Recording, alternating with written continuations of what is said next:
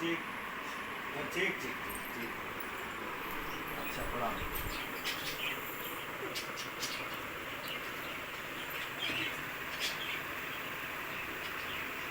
तो देखिए तो सामने से कर दीजिए। अच्छा ठीक। वीडियो बंद करो।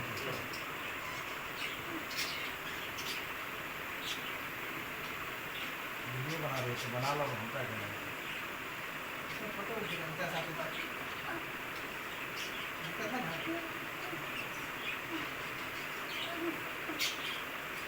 सांस लीजिए, सांस लीजिए सर, ठीक है। मतलब शरीर मत उठाइएगा, एक चीज ध्यान दीजिए, कभी शरीर भी नहीं इसमें उठाना। बॉडी में अपना ताकत नहीं लगाना चाहिए, उठा के मत बराबर है, बराबर है इसलिए।